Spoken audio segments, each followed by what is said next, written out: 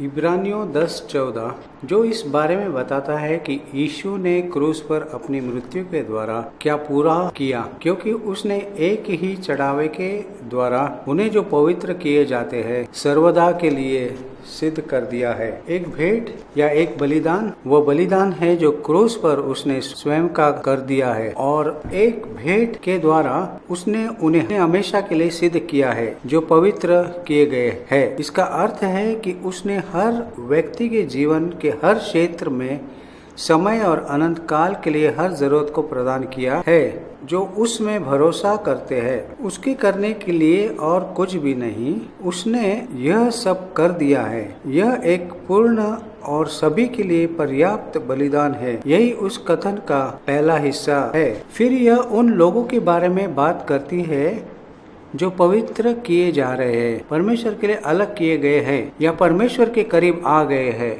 यह एक सतत प्रक्रिया है। यीशु ने जो किया वह एक बार और सभी के लिए है।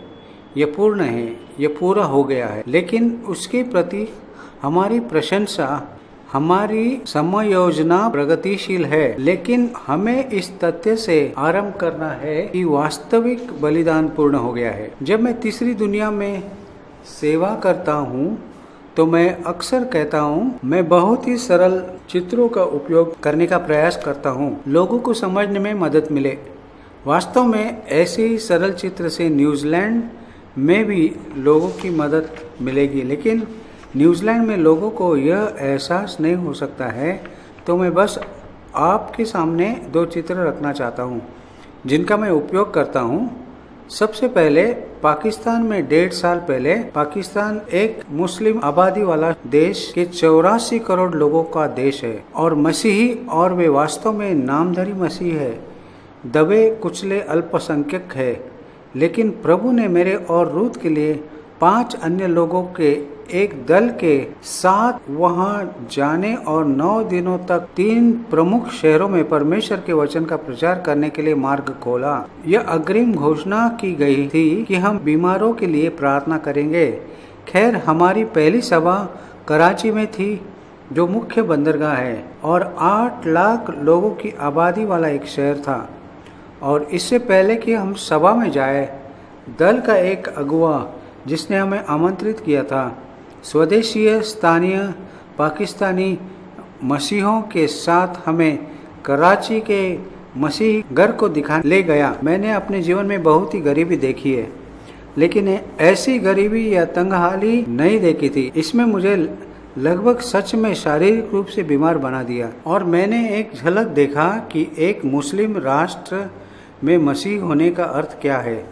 खैर, उन्होंने घोषणा की कि वे कराची में सिर्फ एक सभा करेंगे क्योंकि वहाँ पहले से कई अन्य प्रचारक थे, और तब वे हमें देश के दूसरे हिस्से में ले जाना चाह रहे थे जहाँ और प्रचारक नहीं थे। तो मैंने अगुवे से कहा, हम इस प्रथम सभा को कहाँ आयोजित करने जा रहे हैं। उसने कहा, हमारे चर्च में। खैर, लोगों की कुल आर्थिक दशा को देखकर मैंने कहा कि यह किस तरह की सभा होगी।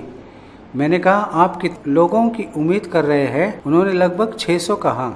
मैंने कहा, आपकी कलीसिया में कितने हैं? उसने कहा 300। फिर अधिक जानने के लिए मैं परेशान नहीं किया, इसलिए वे एक छोटी से वैन में हमारी टीम को बिठाया, कराची के उस क्षेत्र के लिए चले जहां सभा का आयोजन किया जा रहा था। पाकिस्तानी समय के अनुसार हम ठीक 1 घंटे के देर से पहुंचे। अब हम उस स्थान के पास पहुंचे जहां चर्च था। हमने चर्च कभी नहीं देखा क्योंकि मुख्य चौराहे पर यह मुख्य सड़कें नहीं थी, परंतु केवल धूल भरी सड़कें। लगभग 3000 लोग जमा थे। यह एक मंडली थी। उनके आने का कारण बहुत सरल था। उन्होंने सुना था कि हम बीमारों के लिए प्रार्थना करते हैं। तो उन लोगों ने मुझे भीड़ में दबा दिया और मुझे एक पर्याप्त ऊंचे मंच पर चढ़ा दिया, और मेरी बाइबल, मेरा पुलपिट और मैं हर कहीं पाकिस्तानियों से भरा हुआ था। मेरा मतलब है कि कोई स्थान खाली नहीं छूटा हुआ था, कोई रास्ता नहीं छूटा था, और वे सब जमीन पर बैठे हुए थे। तो मैं अपने आप में सोचा, मैं इन लोगों को क्या कहूँ। और परमेश्वर ने मुझे ये विचार दिया, जो मैं आज आप लोगों के साथ बांट रहा हूँ। मैंने उनसे कहा, अब आप सब लोग भूखे होंगे और मैं संतरों के बाग का मालिक होता तो मैं आपके लिए 2 बातें कह सकता था। अपने बगीचे में से एक संतरा तोड़कर मैं आपको देता, जो तात्कालिक रूप से आपकी भूख को शांत कर देता। दूसरी बात जो मैं आपके लिए कर सकता वो यह है, मैं आपको अपने बगीचे में ले जाता और फलों से लदे पेड़ों को दिखाता और कहता, जितना चाहिए तोड़ लो। मैंने कहा, आज मैं आपको संतरे के बाग में लेकर जाने वाला हूँ। आपको स्वयं अपनी मदद करनी होगी। मैं यहाँ आज रात वही करने जा रहा हूँ। मैं आपको संतरे के बाग में ले जा रहा हूँ। संतरे का बाग क्रूस के बारे में सत्य है और इसलिए मैंने संक्षिप्त में रूपरेखा बताया कि आज रात में उनसे क्या प्रचार करने जा रहा हूँ। और तब मैंने कहा, आप में से कितने लोग यीशु को अपना व्यक्तिगत उद्धारकर्ता के रूप में प्राप्त करना चाहेंगे? और मेरे विचार से आधे लोग खड़े हो गए और जो लगभग 1500 लोग थे। अब उनमें से कम 500 या अधिक मुसलमान थे। मैं आपको इस्लाम और मसीहत के बीच भेद की व्याख्या करने के लिए समय नहीं ले सकता, लेकिन ये बात है कि वे विश्वास नहीं करते कि क्रूस पर यीशु की मृत्यु हुई और वे नहीं मानते हैं कि यीशु परमेश्वर का पुत्र है। इसलिए जब ये लोग खड़े हुए, हाँ, यह सब एक दुभाषी के माध्यम से हुआ था। मैंने उन्हें एक प्रार्थना में नेतृत्व किया और हर एक कहा कि मेरे पीछे कहे, और मैंने इस तरह प्रार्थना शुरू की, प्रभु यीशु मसीह, मैं विश्वास करता हूँ कि आप परमेश्वर के पुत्र है और परमेश्वर के पास पहुँचने का एकमात्र मार्ग है, क्योंकि आपने मेरे पापों के लिए क्रूस पर मृत्यु सही और मरे हुए में से फिर जी उठे। सभी ने उन शब्दों को जोर से मेरे बाद दोहराया। अब मैं यह नहीं कह रहा हूँ वे सब बच गए, लेकिन किसी मुस्लिम देश में 500 या अधिक मुसलमानों को उनके अपने लोगों के सामने उस शब्दों को कहने के लिए पाना केवल पवित्र आत्मा की शक्ति से ही हासिल किया जा सकता है। फिर मैंने अपने आप से कहा कि हम बीमारों के लिए प्रार्थना करने का अपना वादा पूरा करने जा रहे हैं। उन तक पहुंचने का कोई मार्ग नहीं था, किसी भी तरह इसमें कई घंटे लगने थे। अतः मैंने कहा, आप में से कितने लोग चंगाई के लिए प्रार्थना करवाना चाहते? और मुझे लगता है कि 90% लोगों ने अपने हाथ उठाए, और मेरा मतलब है वे बीमार थे। पाकिस्तान में लोग बीमार हैं। कई लोग वास्तव में स्वस्थ नहीं। वास्तव में यह तीसरी दुनिया की एक बहुत विशिष्ट बात है। मैंने कहा, मैं आप लोगों के लिए एक प्रार्थना करने जा रहा हूँ, और मैं चाहता हूँ अगर आपके शरीर को जो कोई हिस्सा बीमार है तो आप उस भाग पर अपने हाथ रखें, और जब मैं प्रार्थना करता हूँ तो विश्वास करें परमेश्वर आपको छुएगा। मैंने एक प्रार्थना की। इन सब का उर्दू में अनुवाद होना था और मैंने प्रार्थना करना समाप्त किया। मैंने सोचा था कि हमें इस बारे में कुछ करना है। अतः मैंने कहा, आप में से कितने विश्वास करते हैं कि परमेश्वर ने आपको चंगा किया है? खैर, कुछ लोग डरते डरते अपने अपने हाथ ऊपर उठाना करने शुरू किए। तब 10 फीट दूर पर मेरे सामने कुछ हलचल हुई। एक पाकिस्तानी मसीह नीचे गिरा और खोज की क्या हुआ था। 12 साल का एक मुस्लिम लड़का बहरा और गूंगा पैदा हुआ था। उसने कभी नहीं सुना था और कभी नहीं बोला था, और जब मैंने प्रार्थना की तो उसने सुनने की शक्ति पाई और बात करने की कोशिश करने लगा। उन्होंने उसे मंच पर खड़ा किया। उस स्थान पर हलचल मच गई। मंडली में हर पाकिस्तानी महिला को निश्चय था कि हमें उस पर हाथ रखना चाहिए, और उन्होंने हमारी सहमति नहीं पूछी थी। उन्होंने तो बस हमारी बाहों से पकड़ा और हमारे हाथों को अपने ऊपर रखा। खैर, खबर फैलती गई और अगली जगह जहां हम गए भीड़ लगभग 16,000 थी, और स्थानीय पाकिस्तानी का अनुमान है कि 9 दिनों में उद्धार के लिए 8 और 9,000 लोगों ने प्रार्थना की। समूह के अगुवे ने 1 साल बाद मुझसे कहा कि जब वे वहां गए तो वहां 5 कलीसियाओं के लिए जिम्मेदार थे। 1 साल बाद वो 18 कलीसियाओं के लिए जिम्मेदार थे। खैर यही उन्हें संतरे के बगीचे में ले जाना था। देखिए मैं क्या कर रहा हूँ। और तब यदि मेरी याददाश्त सही है तो मैं ज़ाम्बिया में थोड़ा पहले पहुँच गया और मेरे आसपास 7,000 अफ्रीकियों की भीड़ थी, जिनमें अधिकतर अगुवे थे। मैंने उन्हें क्रमानुसार क्रूस के बारे में सिखाने की योजना बनाई और मैंने एक के बाद एक 6 सभाएं की। मैंने उनसे कहा वे सब मूल रूप में खुले आम स्वीकार करने वाले ईसाई थे। अब परमेश्वर का अद्भुत भंडार था और यह बिल्कुल ऐसी बातों से भरा था जिनकी कभी भी आवश्यकता पड़ती, चाहे वह आध्यात्मिक, भौतिक, शारीरिक समय में या अनंत काल में। लेकिन भंडार में एक रखवाला है और कुछ भी भंडार से बाहर लाने के लिए आपको रखवाले के साथ मित्रता करनी होगी। मैंने कहा क्या आप रखवाले का नाम जानते हैं? उनमें से कुछ ने यीशु कहा। मैंने कहा यह एक अच्छा जवाब है, लेकिन यह सही नहीं। भंडार का रखवाला पवित्र आत्मा है। परमेश्वरत्व का सारा धन पिता और पुत्र पवित्र आत्मा के हाथ में है। यह समझना कितना महत्वपूर्ण है। आप देखें, आपके पास सब सही सिद्धांत हो सकते हैं, आपके पास सब सही मत हो सकते हैं, आप सब सही बातें कह सकते हैं, लेकिन आपको उतना ही प्राप्त होता है जितना आपको पवित्र आत्मा से मिलता है। भंडार उसके पास है। तब मैंने उनसे कहा पवित्र आत्मा के पास एक चाबी है जो कि भंडार को खोलता है।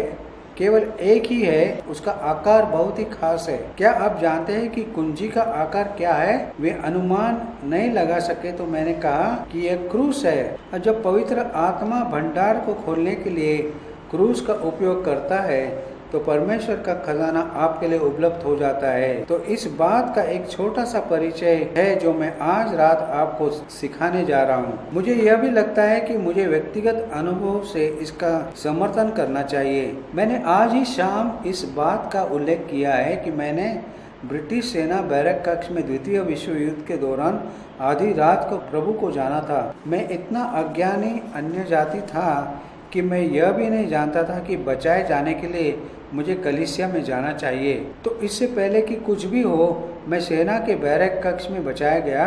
10 दिनों के बाद मैं उसी सेना के बैरक कक्ष में पवित्र आत्मा में बपतिस्मा पाया। किसी ने मुझसे नहीं कहा कि बपतिस्मा पाने के लिए मुझे चर्च जाना चाहिए। 24 घंटे के भीतर परमेश्वर ने मुझे अन्य भाषाओं का अर्थ बताने का वरदान दिया। मुझे नहीं पता था आत्मिक वरदान पाने के लिए आपको 6 महीने इंतजार करना पड़ा। कुछ ही समय बाद ब्रिटिश सेना ने मुझे समुद्र पार उत्तरी अफ्रीका भेजा और मैंने अगले 3 साल उत्तरी अफ्रीका रेगिस्तान में बिताए। उस समय के दौरान मैं त्वचा संबंधी एक बीमारी को शिकार हो गया और कि डॉक्टर लोग भी ठीक नहीं कर सके। यदि आपको वह छोटी पुस्तक परमेश्वर की दवा की बोतल मिले तो यह मेरी व्यक्तिगत गवाही है कि कैसे मैंने अंततः चंगाई पाई।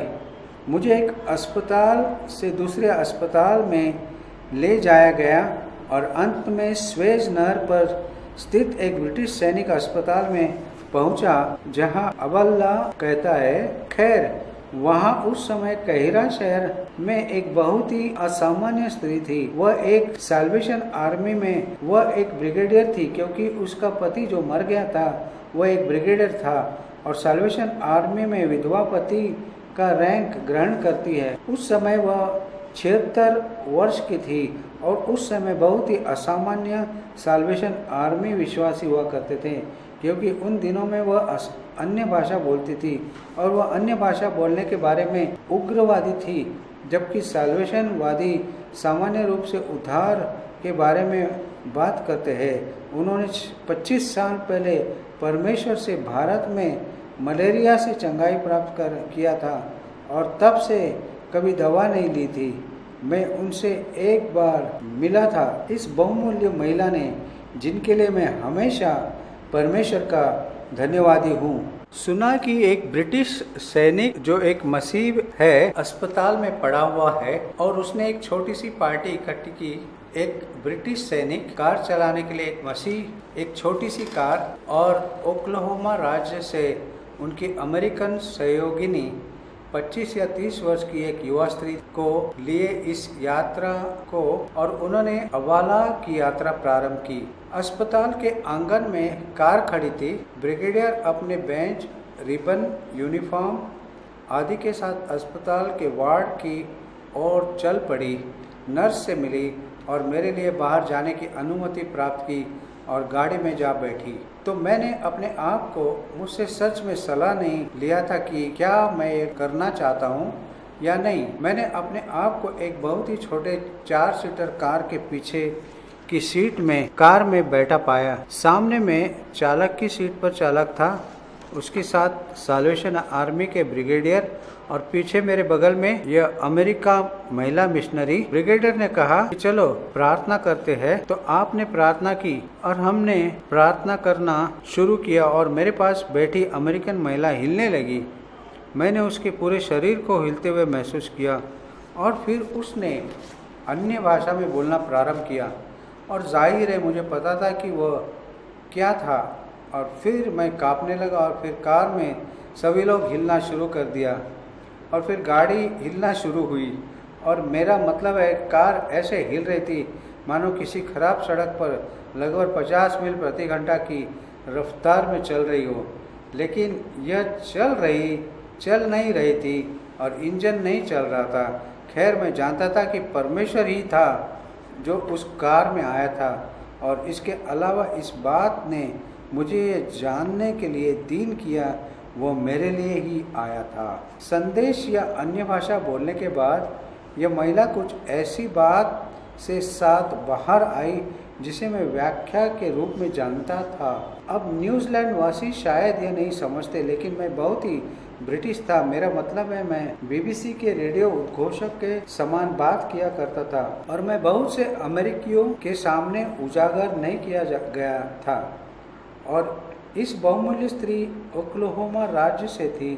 खैर, कोई भी जो जानता है कि अमेरिका में कैम्ब्रिज डॉन की तुलना में वे एक बहुत अलग भाषा बोलते हैं, लेकिन जब वह ये व्याख्या करने लगी तो यह सबसे सुंदर अंग्रेजी थी। मैं शेक्सपियर का एक छात्र रहा हूँ। मैं शेक्सपियर की अंग्रेजी का बड़ा प्रशंसक था। मैं तो बस इस भाषा की लालित्य पर चकित रह गया। इस व्याख्या में उसने ये शब्द कहे जो मैं कभी नहीं भूल सकता हूँ। वे अब भी मेरे लिए उतना ही स्पष्ट है जितना 1942 में था। ये शब्द थे और मैं चाहता हूँ कि आप लोग उन्हें सुने क्योंकि मुझ पर उनका जीवन बदलने वाला प्रभाव रहा। कलवरी के काम पर विचार करें। एक परिपूर्ण काम, हर तरह से परिपूर्ण, हर पहलू से एकदम सही। अब आप सहमत होंगे कि यह बहुत ही सुरुचिपूर्ण अंग्रेजी है। ज़्यादातर लोग ऐसा एक वाक्य नहीं बना सके। इसके अलावा इसने मुझसे विशेष रूप से बात किया क्योंकि विशेष रूप से कई वर्षों तक यूनानी भाषा का अध्ययन किया था और मैं नया नियम के यूनानी से परिचित था। और अगर आप अपने अंग्रेजी में अपना नया नियम पढ़े तो शायद तो आप पाएंगे कि क्रूस पर से यीशु के अंतिम वचनों में से एक पूरा हुआ था, लेकिन यूनानी में यह एक एकल शब्द टेटलेस्टॉय है और एक क्रिया का पूर्ण काल और जिसका अर्थ है कुछ बिल्कुल सही करना। सो आप इसे इस प्रकार कर सकते हैं, सिद्ध रीति से सिद्ध काम किया गया, पूर्ण काम को पूरा किया गया। और तो मैंने जाना कि पवित्र आत्मा मुझे दिखा रहा है और मैं समझता हूँ कि क्रूस बलिदान की मृत्यु के द्वारा यीशु ने क्या पूरा किया है। मेरी सारी जरूरतों पूरी हुई। मेरी कोई ऐसी जरूरत नहीं थी जो मैं नहीं पा सका। यह एक प्रकाशन था। जब मैं कार में से बाहर निकला तो उतना ही बीमार था जितना कि उसमें प्रवेश करते समय था, लेकिन परमेश्वर ने मुझे दिखा दिया कि मेरी समस्या का जवाब कहाँ था। और आज रात मैं आपके साथ यही साझा करना चाहता हूँ। हम कल रात एक चंगाई सभा करने जा रहे हैं और मुझे विश्वास है कि कई लोग चंगाई पाएंगे, लेकिन मैं प्रश्न करना चाहता हूँ कि क्या सभी चंगे हो जाएंगे? एक सभा में परमेश्वर सबको चमत्कारिक ढंग से ठीक नहीं करता है। उचित चंगाई के कई तरीके होते हैं। उस प्रकाशन के बाद मैंने अपनी चंगाई पाई। नीति वचन 4:20 और 22 के द्वारा मैंने चंगाई पाई। हे मेरे पुत्र, मेरे वचन ध्यान धर के सुन और अपना कान मेरी बातों पर लगा। इनको अपनी आँखों से ओट न होने दे, वरन अपने मन में धारण कर, क्योंकि जिनको वे प्राप्त होती है वे उनके जीवित रहने का और उनके सारे शरीर के चंगे रहने का कारण होती है। और चंगाई के लिए हंसिए मैं वैकल्पिक पठन दवा थी, और मैंने स्वयं से कहा कि इससे मामला हल हो सकता है। यदि परमेश्वर ने अपने वचन के माध्यम से मेरे सारे शरीर के लिए स्वास्थ्य या दवा दी है, तो बीमारी के लिए कोई जगह नहीं है। और हाँ, मैं बहुत साधारण था।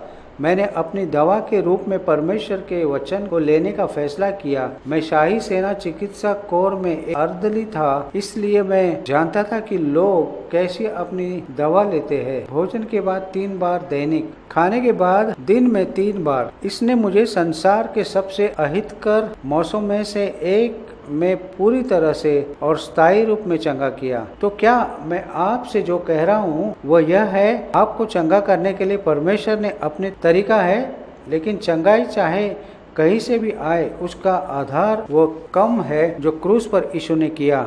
और मैं आपको सिर्फ एक संतरा की पेशकश करने नहीं जा रहा हूँ, मैं आपको बाग में आमंत्रित करने जा रहा हूँ।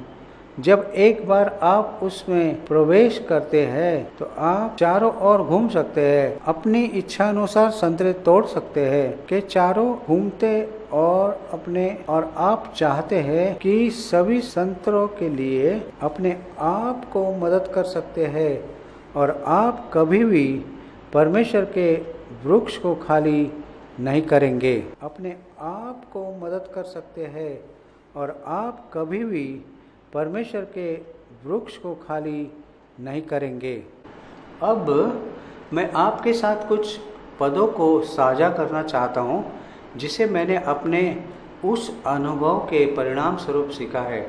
मैंने यह खोजने में अपना मन लगाया कि क्रूस पर यीशु की मृत्यु के द्वारा क्या पूरा किया गया, और मैंने आपको बताना चाहता हूँ कि मैं अभी भी खोज रहा हूँ। यह एक बेशुमार अध्ययन है, लेकिन जो मैं आपके साथ बांटना चाहता हूँ, जो मैं मानता हूँ कि क्रूस को समझने के लिए महत्वपूर्ण है। महत्वपूर्ण यह है, क्रूस पर एक ईश्वरीय आदान प्रदान हुआ। हम में से प्रत्येक के लिए मानव जाति के न्याय के द्वारा जो कुछ बुराई आई उसे यीशु के द्वारा हल किया गया, कि यीशु की निष्पाप आज्ञाकारिता के कारण हमारे लिए सभी अच्छी बातें उपलब्ध कराई जाए जो विश्वास करते हैं। यह बहुत सरल है, यह बहुत ही बुनियादी है, परंतु जैसा कि वह सत्य प्रकट होता है तो इसमें वह सब है जिसकी आपको जरूरत होगी।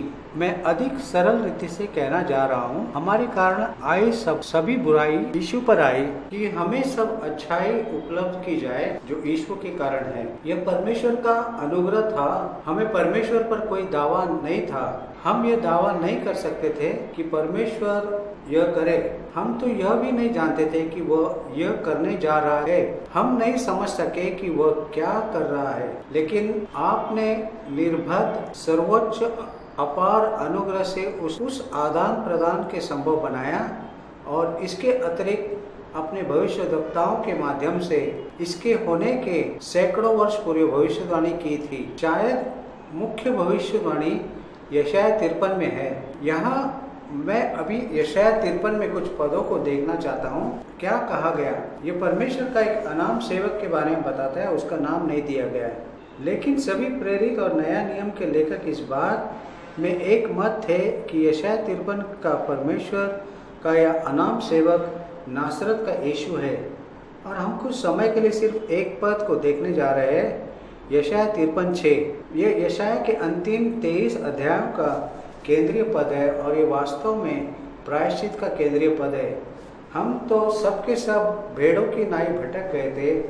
हम में से हर एक ने अपना अपना मार्ग लिया, और यहोवा ने हम सबों को अधर्म का बोझ उसी पर लाद दिया। मानव जाति का सार्वभौमिक अपराध क्या है? हम सब ने बैंक डकैती या व्यभिचार, लूट या चोरी हो या नशा नहीं किया। कई चीज है जिनके बारे में हम कह सकते हैं कि हमने नहीं किया है, लेकिन एक बात है जिसे हम सब ने किया है, हम सब ने अपना अपना मार्ग लिया है और इसके लिए एक सरल शब्द विद्रोह है। विद्रोह मानव जाति का सार्वभौमिक अपराध है। हम चाहे किसी भी देश, रंग, जाति के हो, हम सब विद्रोह के अपराधी है। परमेश्वर की करुणा यह है कि जब यीशु क्रूस पर चढ़ा तो परमेश्वर ने हम सब के अपराधों या पापों या विद्रोह को भार उसी पर लाद दिया। इब्रानी में वह शब्द, और मैं पुराने नियम के अंश उद्धृत करने के लिए आज रात समय नहीं लूँगा, लेकिन वह इब्रानी शब्द अर्बन, जिसका अर्थ न केवल अपराध या विद्रोह है, लेकिन इसका अर्थ अपराध के सभी दुष्परिणाम है। एक ही शब्द के दोनों अर्थ है। तो परमेश्वर ने क्रूस पर यीशु की सारी मानव जाति के अपराध या विद्रोह के सारे बुरे परिणामों को के रूप में देखा, ताकि हम उन बुरे परिणामों से मुक्त हो और यीशु की धार्मिकता का लाभ प्राप्त कर सके। अब हम इसलिए विनिमय के लगभग 8 या 9 पहलुओं के बारे में देखने जा रहे हैं। यह इस बात पर निर्भर करता है कि हमारे पास कितना समय बचा है। मैं चाहता हूं कि आप ये बहुत स्पष्ट रूप से समझ ले। मैं बुराई के लिए मेरे अपने बाएं हाथ से और दाएं हाथ से अच्छे के लिए यह करने जा रहा हूँ। यीशु पर बुराई इसलिए आई कि हमें अच्छाई मिल सके। आइए अब आदान प्रदान के कुछ विशिष्ट पहलुओं पर नजर डालें और हम सबसे पहले हम यशायाह 53 के प्रथम कुछ पदों को देखेंगे, 4 और 5 पद। निश्चय उसने हमारे रोगों को सह लिया और हमारे दुखों को उठा लिया, तो भी हमने उसे परमेश्वर का मारा कूटा और दुर्दशा में पड़ा हुआ समझा, परंतु वह हमारे अपराधों के कारण घायल किया गया, वह हमारे अधर्म के कामों के हेतु कुचला गया।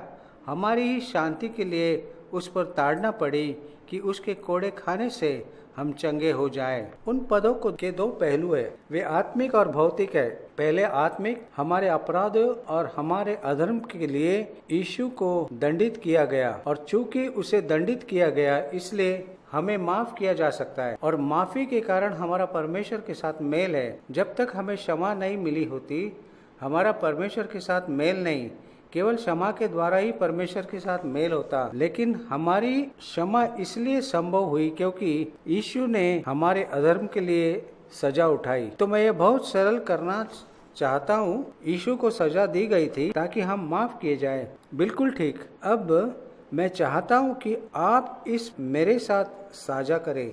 मैं चाहता हूं कि आप अपने हाथों का उपयोग करें। मैं अस्तित्व के साथ इस सत्य में शामिल हो। मुझे एक बार देखिए और तब मैं आपसे यह करने के लिए कहने जा रहा हूं।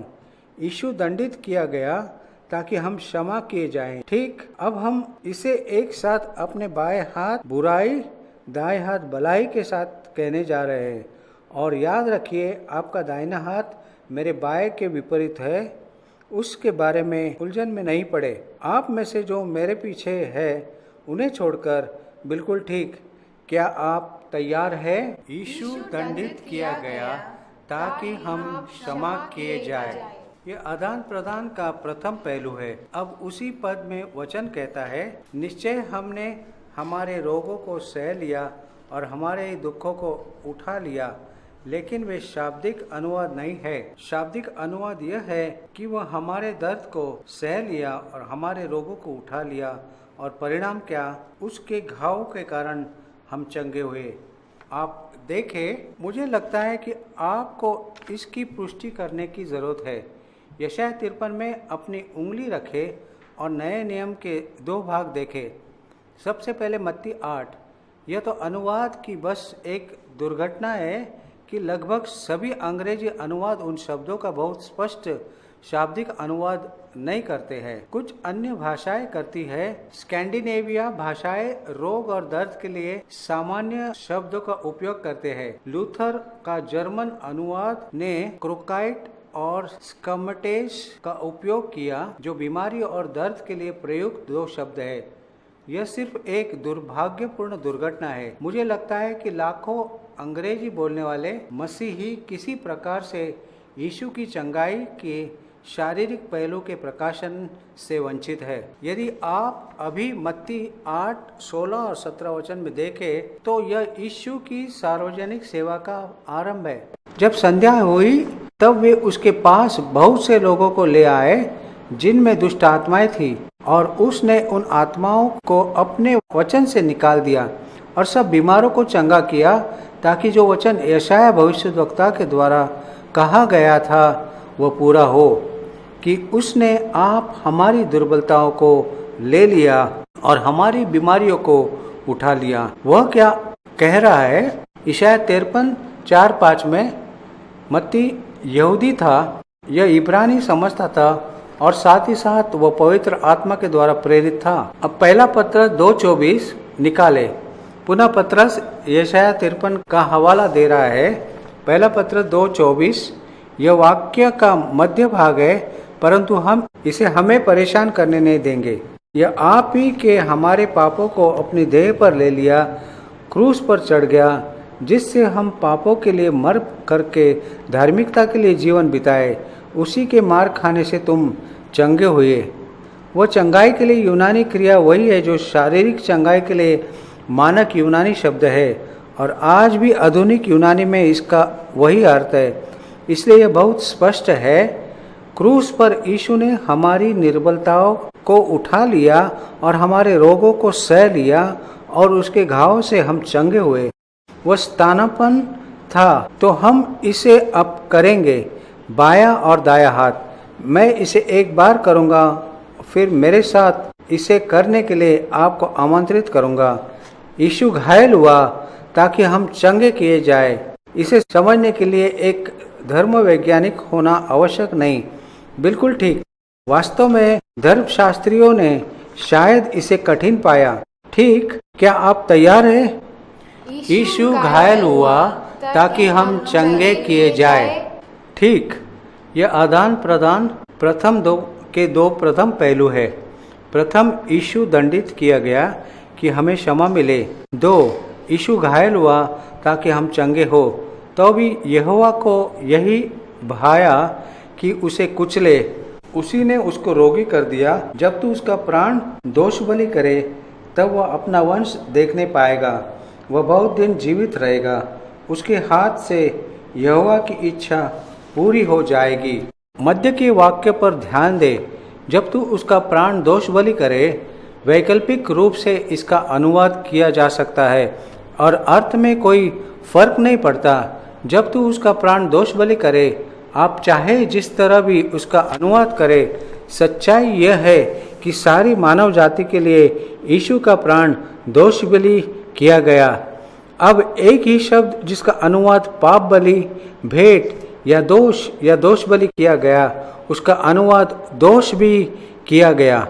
कारण यह है कि लेवी याजकत्व में पाप की व्यवस्था के अनुसार जब एक व्यक्ति पाप करता था तो उसे अपनी बलि भेंट लाना होता था। यह एक भेड़ हो सकता है, यह एक बकरी हो सकता है, यह एक मेंढा हो सकता है, यह एक बैल हो सकता है। वह उसे याजक के पास लाता, याजक से अपने पापों का अंगीकार करता। याजक अपना हाथ उस पशु के सिर पर रखता जो बलि के लिए होता है, और प्रतीकात्मक रूप से पाप उस व्यक्ति से भेंट पर, पशु पर हस्तांतरित करता, और तब याजक व्यक्ति को नहीं परंतु पशु को मारता, जानवर के सिर पर रखी। दूसरे शब्दों में, पशु मनुष्य के पाप का दंड भरता, क्योंकि पशु की पहचान उस व्यक्ति के पाप के साथ हो गई है। अब नए नियम में यह स्पष्ट करता है कि अंतिम पड़ाव में बैल और भेड़ और बकरियां मनुष्य के पाप के लिए प्रायश्चित नहीं कर सकते। वे तो बस यीशु के प्रारंभिक भविष्यवाणी के चित्र थे, लेकिन यीशु का प्राण पाप बलि बन गया, वास्तव में पाप का पेशकश बन गया, और पाप बलि बनने में वो पाप बन गया। यदि आप यशायाह 53 में अपनी उंगली रखें और दूसरे कोरिन्थियों 5:21 निकाले तो आप पौलुस के द्वारा इस तथ्य का प्रतिपादन पाएंगे। दूसरा कोरिन्थियों 5:21 में, और मैं इसे और स्पष्ट करने के लिए सर्वनाम के स्थान पर संज्ञा लिखने जा रहा हूँ। जो पाप से अज्ञात था उसी को उसने हमारे लिए पाप ठहराया कि हम उसमें होकर परमेश्वर की धार्मिकता बन जाए।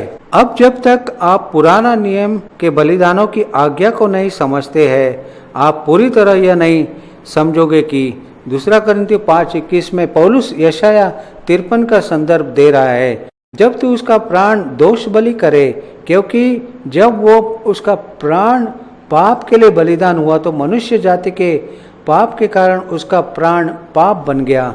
आदान प्रदान को समझने के लिए आपको एक धर्म विज्ञान नहीं होना है।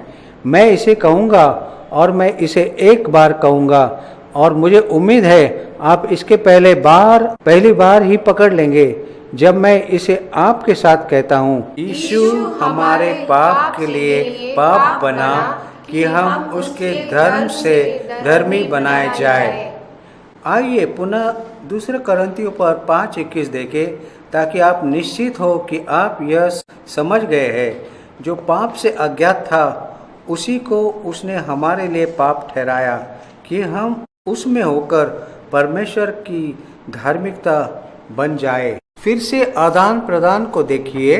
यीशु हमारे पाप के लिए पाप बना कि हम उसके धर्म से धर्मी बनाए जाए। उसकी धार्मिकता हमारी नहीं, उसकी। बिल्कुल ठीक। मैं इसे एक बार कहता हूँ और मुझे उम्मीद है आप मेरे पीछे बोलेंगे, यीशु हमारे पाप के लिए पाप बना कि हम उसके धर्म से धर्मी बनाए जाए। ठीक, आपने समझ लिया।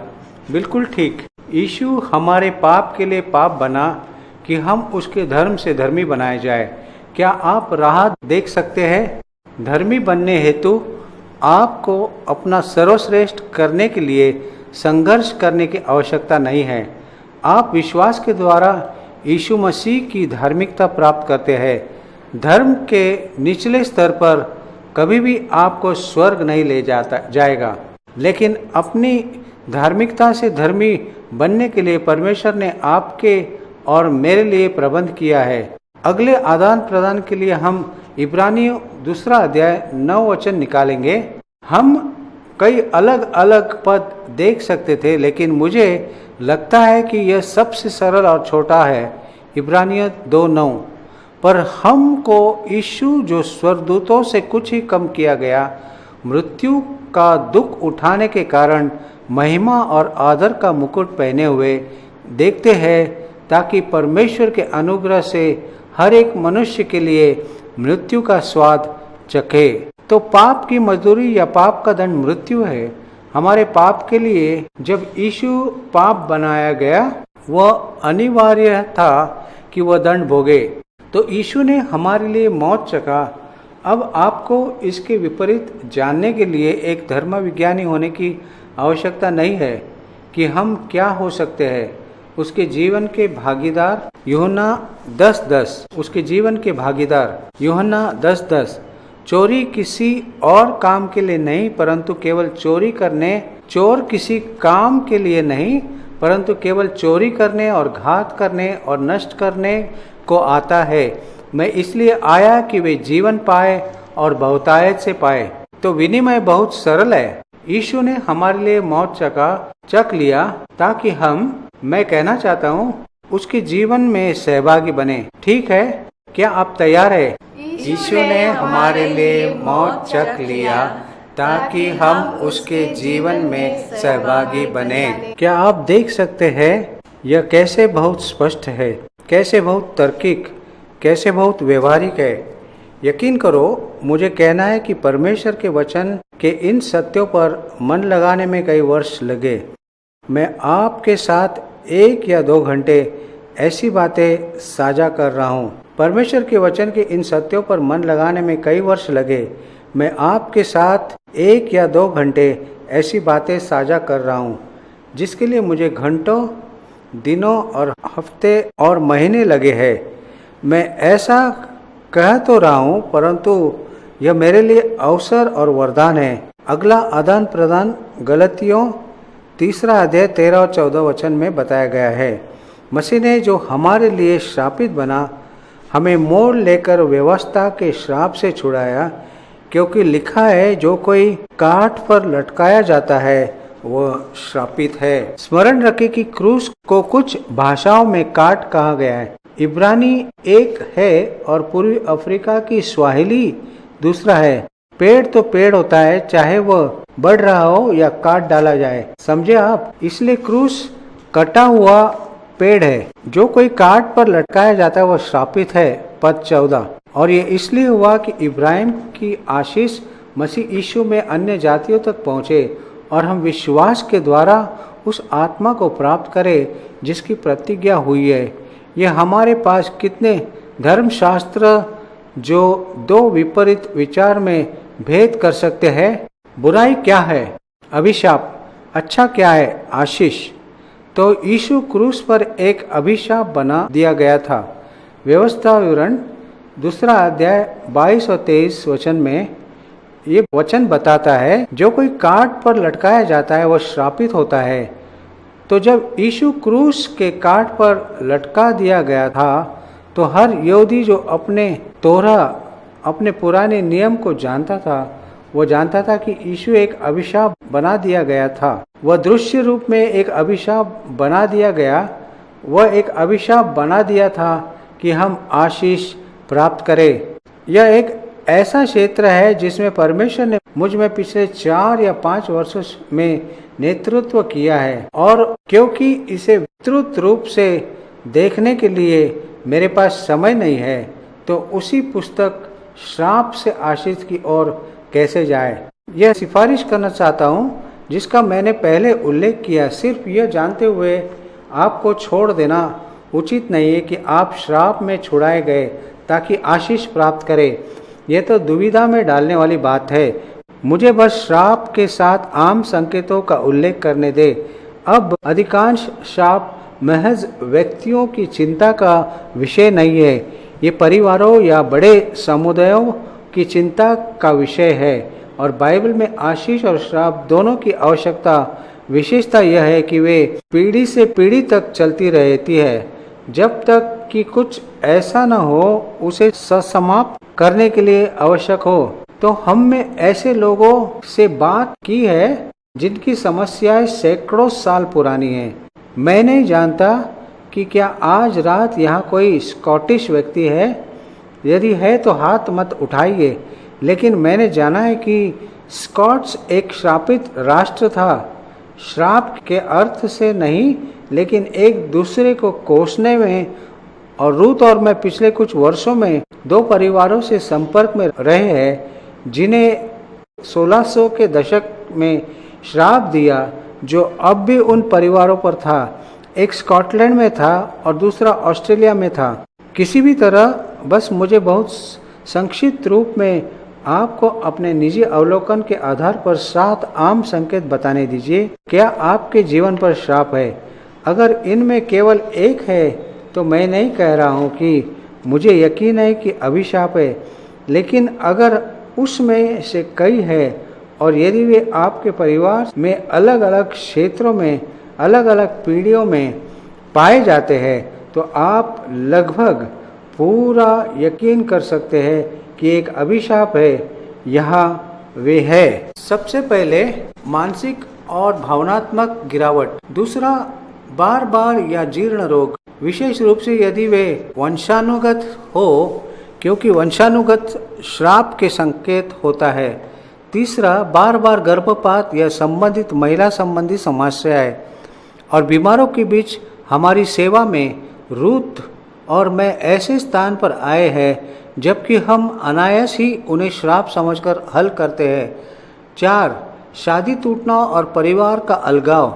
अगर आपके परिवार में गिरने और विभाजन का इतिहास है और ये चलता ही रहता है तो आप यकीन कर सकते हैं कि आपके परिवार पर श्राप है। 5, वित्तीय कमी। अगर यह जारी रहता है, हम सब कुछ समय में कभी का पता कर सकते हैं, लेकिन अगर यह लगातार होता रहता है और हम कभी इससे बाहर निकल नहीं पाते, तो आप लगभग सुनिश्चित करें कि यह एक अभिशाप हो सकता है। 6, जिसे दुर्घटना होने का खतरा कहते हैं। मैं स्वाभाविक रूप से दुर्घटनाओं का आदी हूँ और यह एक उद्देश्यपूर्ण सांख्यिक तथ्य है जो आपके बिना बीमा प्रीमियम का आकलन करते समय बीमा कंपनियों ध्यान रखती है। और 7 परिवार में आत्महत्याएं या अप्राकृतिक मौतों का इतिहास। हम आज रात उस पर ध्यान केंद्रित करने नहीं जा रहे हैं, लेकिन हम समाधान करने जा रहे हैं। परमेश्वर का धन्यवाद हो कि हमें मसीहों के रूप में कभी समस्या पर ध्यान केंद्रित करना नहीं पड़ता। हम समाधान करने के लिए समस्याओं को देखते हैं। तो हम अभी इस एक पर विचार करने जा रहे हैं। यीशु श्राप बना ताकि हम आशीष प्राप्त करें। आज रात आप सभी धर्मशास्त्री हैं, ठीक है? क्या आप तैयार हैं? यह सिर्फ एक औपचारिकता नहीं कि आप यह कह रहे हैं। हर बार जब आप यह कहते हैं तो परमेश्वर और पवित्र स्वर्गदूत और पवित्र आत्मा इसे दर्ज करते हैं कि आप क्या कह रहे हैं। याद रखें, यीशु किस बात के महायाजक है? आपके अंगीकार के, सही के। आप इसे एक साथ कहेंगे।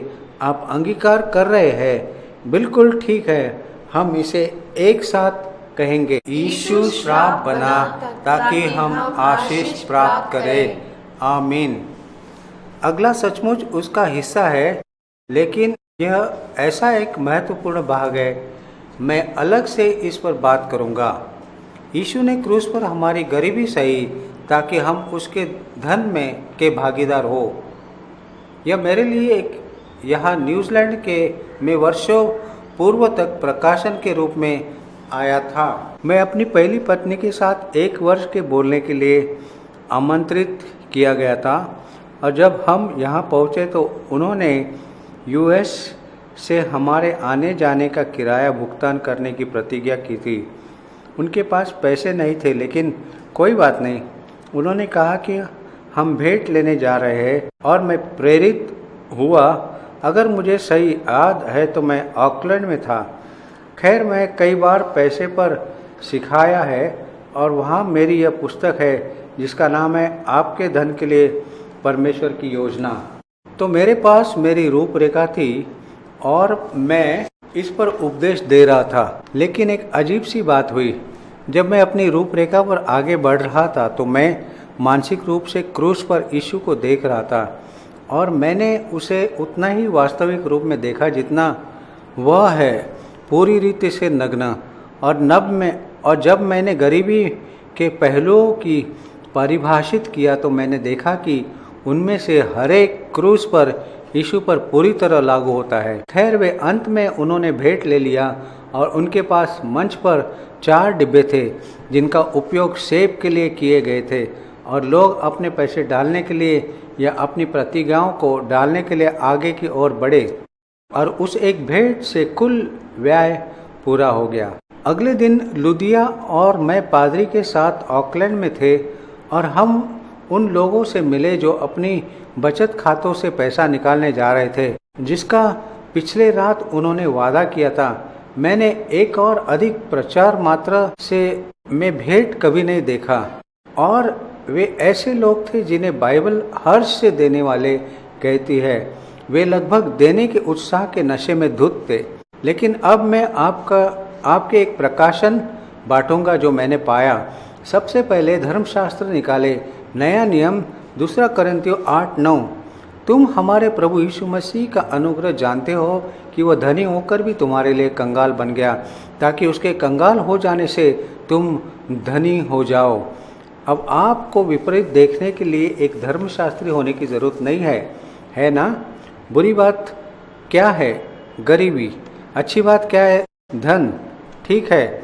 अब आदान प्रदान के विपरीत स्थिति में 2 कोरिन्थियों 9:8 में है, जिसे मैंने और रूप ने एक बार बताया। जब भी हम ये करते हैं मैं बेहतर महसूस करता हूँ। ठीक है। और परमेश्वर सब प्रकार का अनुग्रह हमें बहुतायत से दे सकता है, जिससे हर बात में और हर समय सब कुछ जो हमें आवश्यक हो हमारे पास रहे, और हर एक भले काम के लिए हमारे पास बहुत कुछ हो। देखिए कि क्या कोई क्षेत्र ऐसा है जो उस प्रतिज्ञा के अधीन नहीं है। परमेश्वर हमारे प्रति सभी अनुग्रह को लाजमी बनाने के लिए सक्षम है।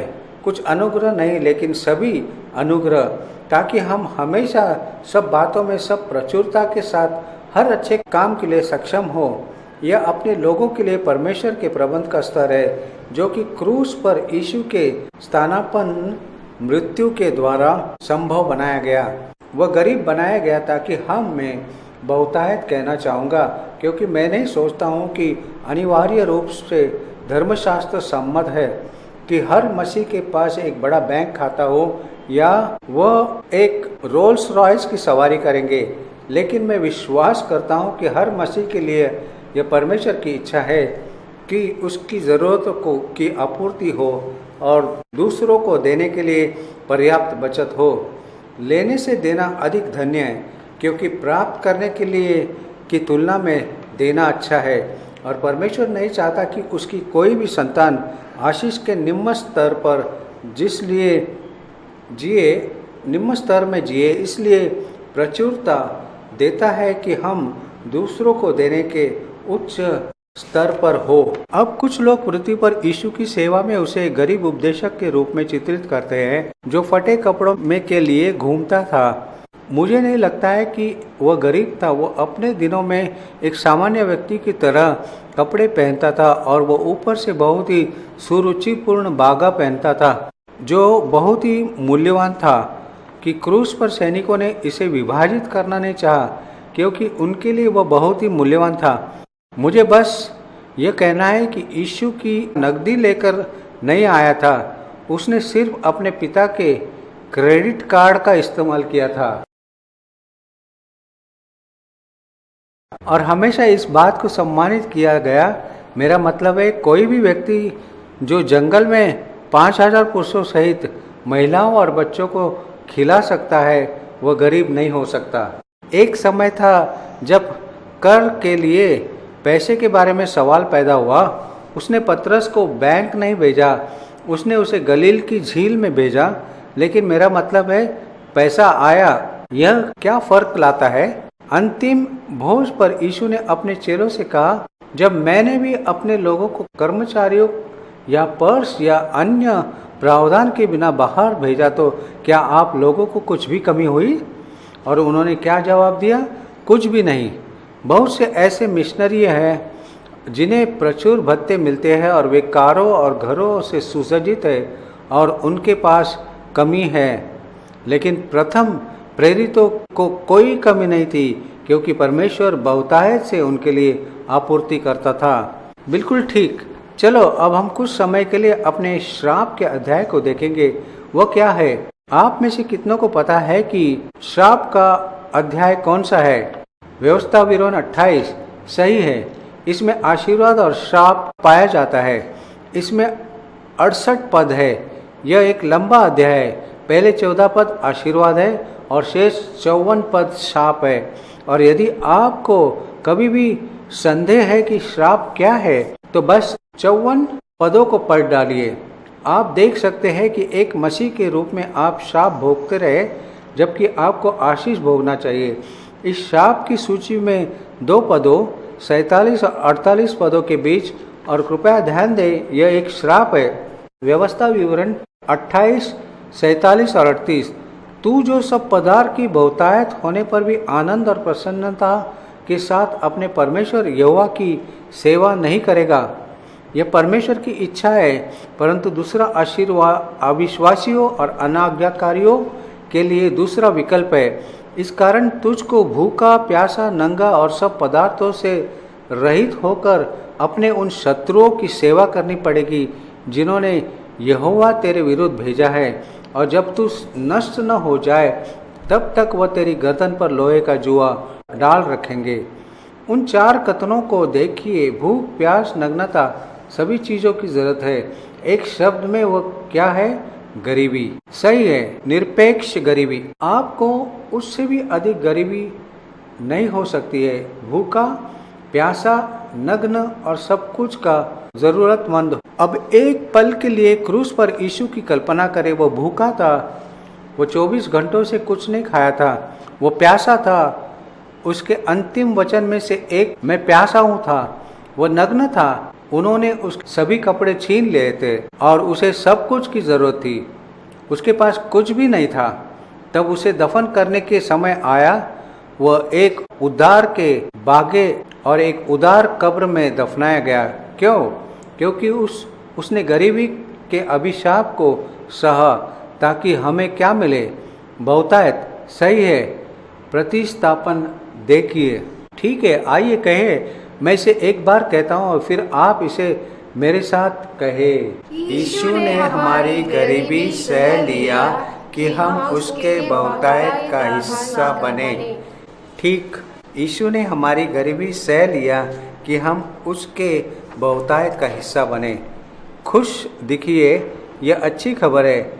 मैं मसीहियों से कहता हूँ कि एक मसीह के लिए खुश होना कोई पाप नहीं है। हम जल्द से दो और पहलुओं को देखेंगे। हमारा समय समाप्त होना शुरू हो गया है और मैं सिर्फ यह 1 मिनट में समेटना चाहता हूँ। लेकिन यीशु और मैं यह कहने जा रहा हूँ ने हमारे शर्म को सहा ताकि हम उसकी महिमा का हिस्सा बने। यदि आप मत्ती 27 निकालें तो आप क्रूसीकरण को वर्णन पाएंगे। मत्ती 27 अध्याय 35 से 36 वचन। तब उन्होंने उसे क्रूस पर चढ़ाया और चिट्टियाँ डालकर उसके कपड़े बांट लिए। उन्होंने उससे उसके सारे कपड़े ले लिए। उन दिनों एक व्यक्ति 4 कपड़े पहनता था। वहाँ 4 सिपाही थे, प्रत्येक सिपाही ने एक एक लिया। तब उन्होंने बागे के लिए एक चींटी डाली। तब 36 पद कहता है, और वहाँ बैठकर उसका पहरा देने लगे। मैं एक ऐसे तरीके से कहना चाहता हूँ कि जो कि विचारशील है, लेकिन वहाँ से गुजरने वाले सबों की आंखों के सामने यीशु को नग्न रखा गया। और बहुत ही दिलचस्प बात यह है कि आप सुसमाचार में देखेंगे कि उसके साथ आई महिलाएं एक दूरी पर खड़ी रही। एकमात्र स्त्री जो उसके पास आई वो उसकी माँ थी। बाइबल इतना विचारशील है, उसने हमारी लज्जा को सह लिया। अब इसके विपरीत क्या है? पुनः हम इब्रानियों 2 अध्याय 10 पद निकाले। जो पद हमने देख लिया उसके ठीक बाद का पद, क्योंकि जिसके लिए सब कुछ है और जिसके द्वारा सब कुछ है, उसे यही अच्छा लगा कि जब वह बहुत से पुत्रों को महिमा में पहुंचाए तो उनके उद्धार के कर्ता को दुख उठाने के द्वारा सिद्ध करे। परमेश्वर का उद्देश्य क्या था? बहुत से पुत्रों को कहाँ पहुंचाने के लिए? महिमा में। यह कैसे संभव होता? क्योंकि यीशु ने हमारे शर्म को सह लिया कि हम उसकी महिमा के भागीदार हो। लोगों को परामर्श देते हुए मुझे पता चला कि मानव हृदय का सबसे गहरा घाव शर्म होता है और कई अलग अलग कारण होते हैं, लेकिन हमारे समकालीन संस्कृति के बच्चों में एक बहुत ही आम कारण है जिन्होंने बचपन में यौन दुर्व्यवहार सहा है। और अमेरिका में वे अनुमान लगाते हैं कि आज संयुक्त राज्य अमेरिका में हर 4 बच्चे में से एक के बारे में ये सच है। और यह एक निशान, एक शर्म की बात छोड़ देता है। लेकिन परमेश्वर का शुक्र है, हमें इस समस्या पर रुकना नहीं है, हमें समाधान मिल गया है और मैंने बहुत से लोगों की मदद की। यीशु ने हमारी लज्जा को सह लिया कि हम उसकी महिमा का हिस्सा बने। आप कुछ लोगों को पाएंगे, मैं पर किसी को नहीं देख रहा हूँ तो मैं बहुत सावधान रहना चाहता हूँ, लेकिन आप कुछ लोगों को देखेंगे कि जब वे प्रार्थना करते हैं तो कभी भी अपना चेहरा परमेश्वर की ओर ऊपर नहीं उठाते। वे हमेशा इस प्रकार नीचे देखते रहते हैं। आमतौर पर समस्या शर्म की होती है। जब एक व्यक्ति छुड़ाया जाता है, अय्यूब ने कहा, मैं बिना दाग के अपने मुख परमेश्वर की ओर उठाऊंगा। कई बार हम गुप्त बंधन के प्रति सचेत नहीं होते हैं जो हमारा शिकार करते हैं, लेकिन क्रूस के द्वारा हर बंधन से रिहाई प्रदान की जाती है। तो चलिए आदान प्रदान करते हैं। मुझे लगता है कि आप इस समय बिना किसी प्रशिक्षण से यहाँ कर सकते हैं। आप अद्भुत लोगों का एक समूह है और बिल्कुल ठीक, यीशु ने हमारी लज्जा को सह लिया कि हम उसकी महिमा का हिस्सा बने। बिल्कुल ठीक। अब बस एक और फिर हम बंद करने जा रहे हैं। यह सूची का अंत नहीं है, लेकिन यह आज रात के लिए अंत है।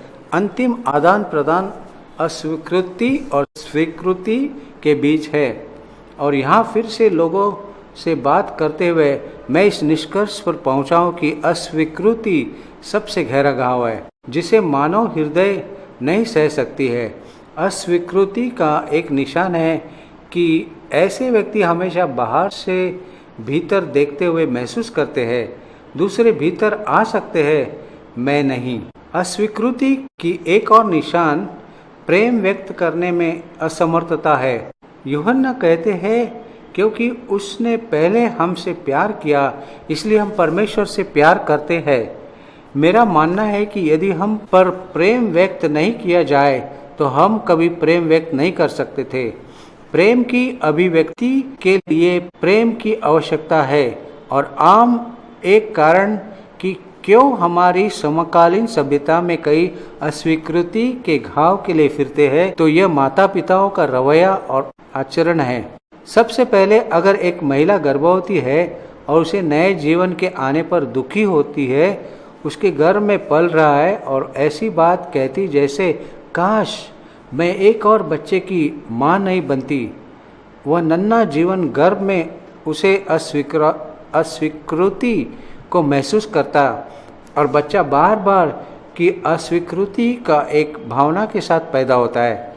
मैंने कई मामले में इसे सुलझाया है। तो फिर जब एक बच्चे का जन्म होता है तो हर बच्चे की पहली लालसा जो परमेश्वर ने उसमें रखी है वह माता पिता से प्रेम की गर्माहट की अपेक्षा करना। और पिता से मुख्य रूप से मैं इस निष्कर्ष पर पहुंचा हूं कि गर्माहट के साथ अभिव्यक्त एक पिता का प्यार ही है जो एक बच्चे को सुरक्षा देता है। ओ पिताजी की बाहों की यह जकड़ और सीने से लगाना। लेकिन आप देखते हैं हमारे समकालीन संस्कृति में मुझे लगता है कि संयुक्त राज्य अमेरिका में 50% बच्चे कभी यह प्राप्त नहीं करते हैं और वे अस्वीकृति के इस भीतरी घाव के साथ जीवन बिताते हैं।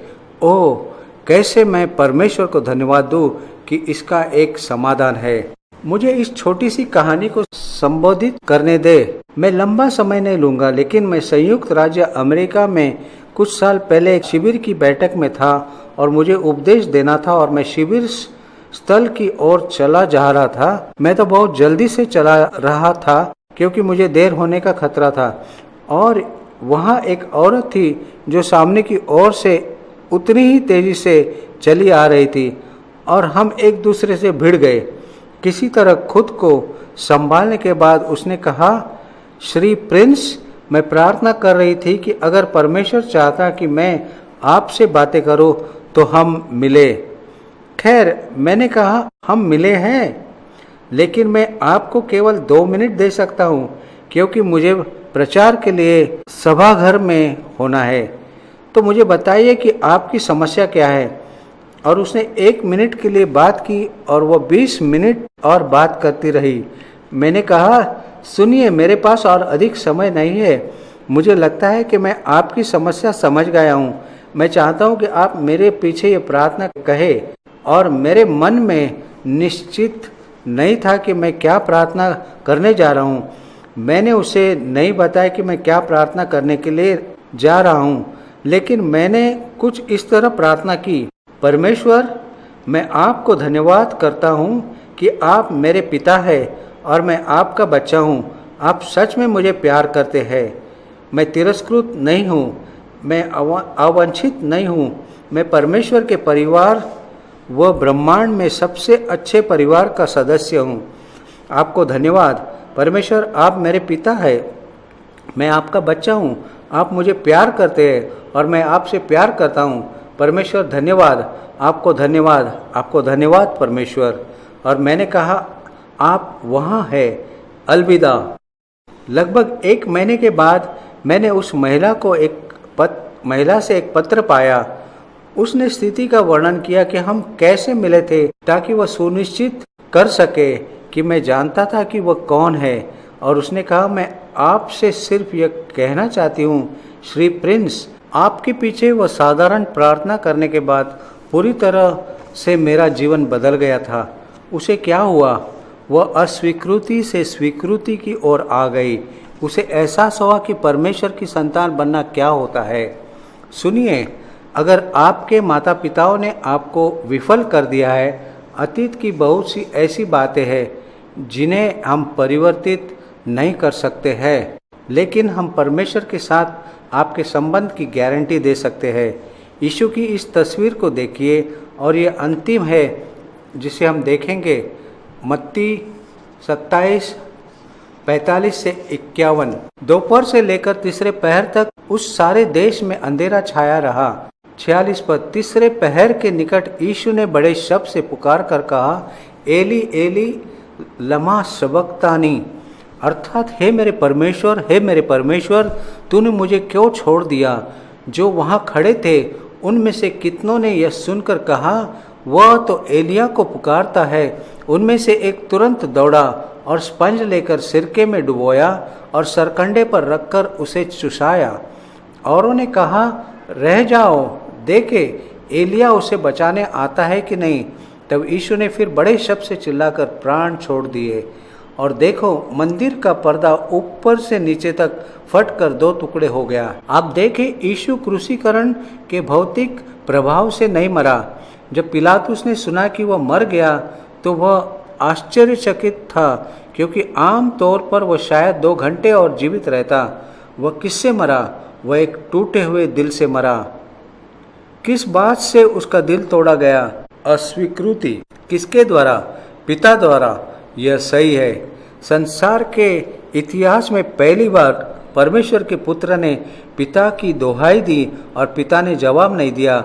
अपने कान बंद कर दिए, अपनी आंखें फेर ली। क्यों?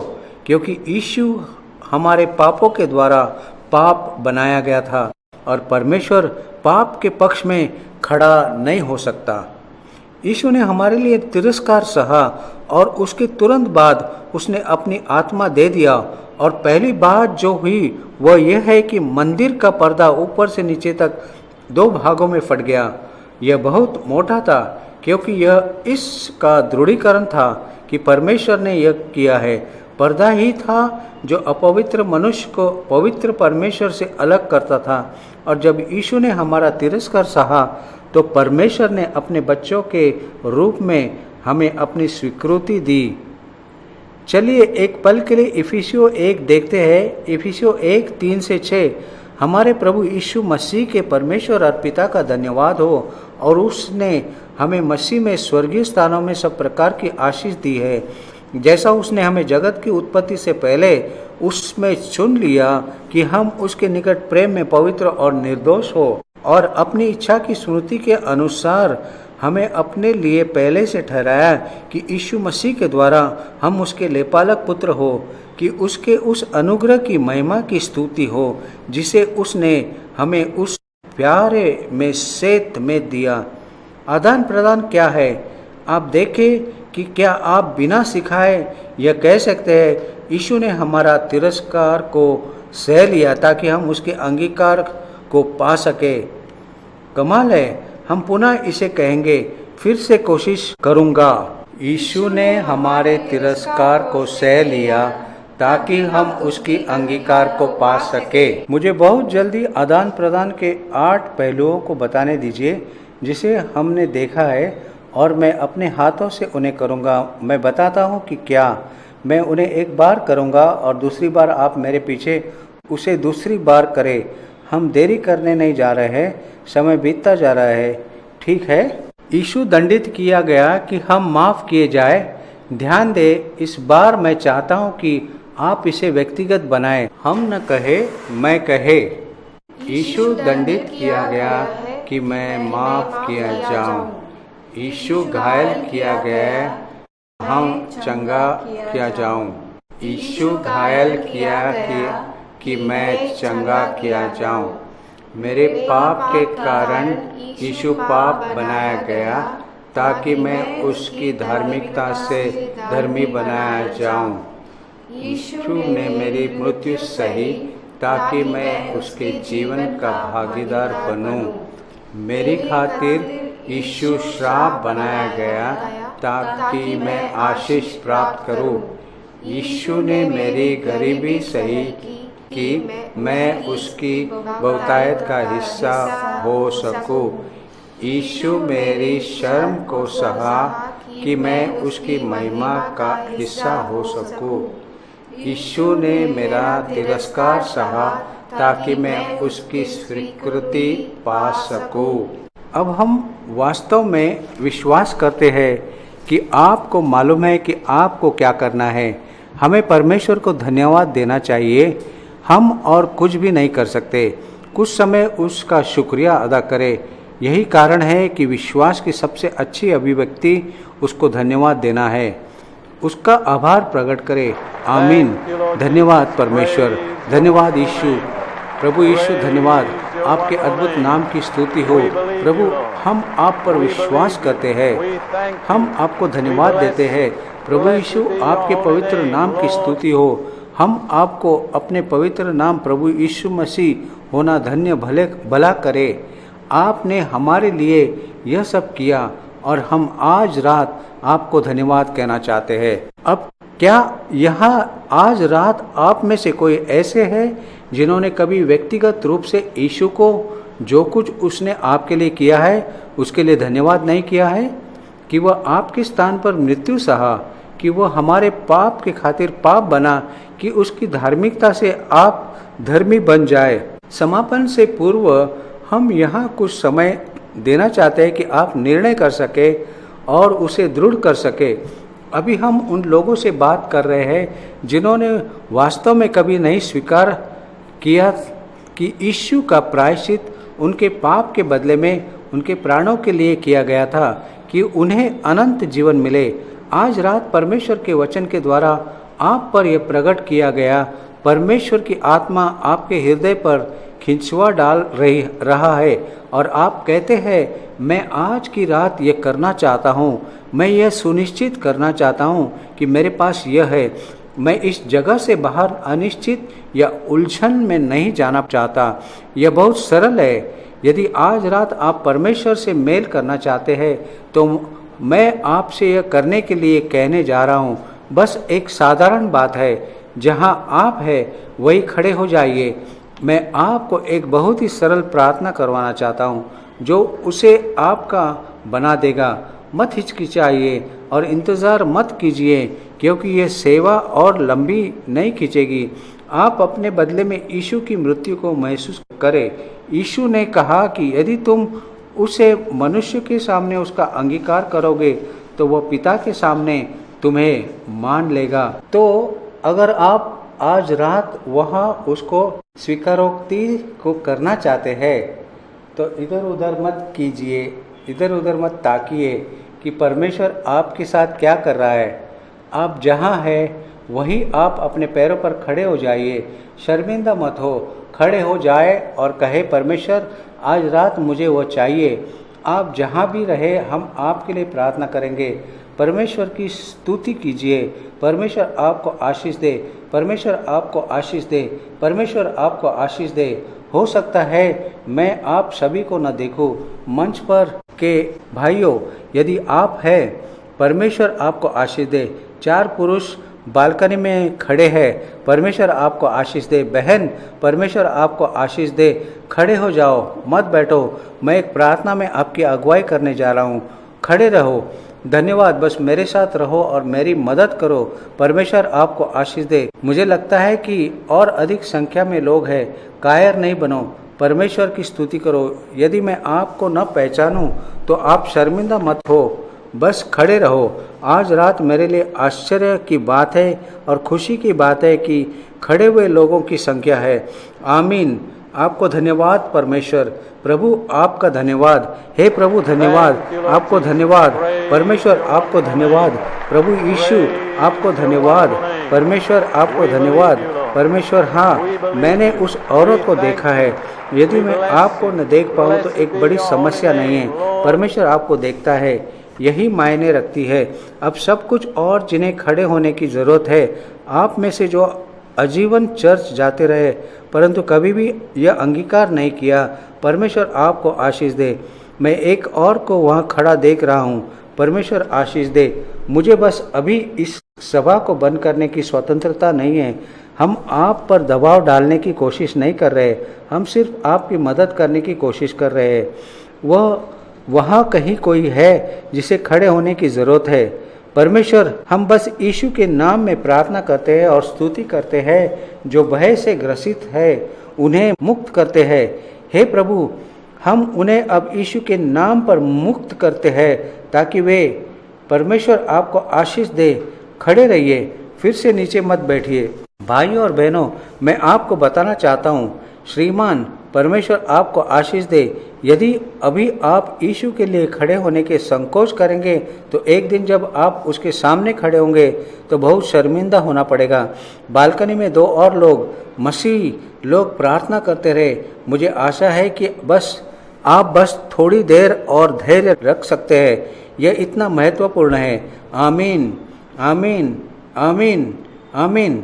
परमेश्वर की स्तुति करो। ठीक है, मुझे लगता है कि वहाँ 1 या 2 युवा व्यक्ति, लड़के लड़कियाँ खड़े हैं।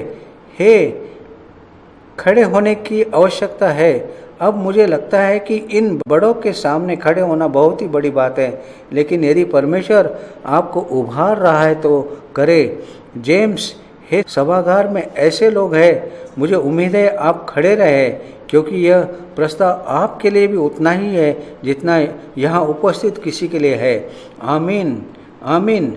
ठीक है, आप में से जिनके पास है, जो खड़े हैं, चाहता हूँ कि आप मेरे पीछे यह प्रार्थना करें। आप प्रभु यीशु मसीह से प्रार्थना करने जा रहे हैं। आप भाई प्रिंस से प्रार्थना नहीं कर रहे, और मैं चाहता हूँ कि आप इसे इतनी जोर से कहें कि कम से कम आपको सुनाई दे। ठीक है, ताकि जब आप यहाँ से बाहर जाए तो आपको पता रहे कि आपने यह प्रार्थना की है। क्या आप ये शब्द कहने और उन्हें करने के लिए प्रभु यीशु कह सकते हैं? प्रभु यीशु मसीह, मुझे विश्वास है कि आप परमेश्वर का पुत्र है और परमेश्वर के पास जाने का एक ही रास्ता है कि आप मेरे पापों के लिए क्रूस पर मरे और फिर से मरे हुओं में से जी उठे। जो कुछ आपने मेरे लिए किया उसके लिए आपको धन्यवाद, और विश्वास से मैं इसे अब प्राप्त करता हूँ। प्रभु यीशु, मैं आपको अपने उद्धारकर्ता के रूप में स्वीकार करता हूँ। मुझे अब स्वीकार करें और मुझे परमेश्वर की एक संतान बनाएं। यीशु के नाम में प्रार्थना करता हूँ। आमीन। क्या हम सब उन लोगों के लिए परमेश्वर की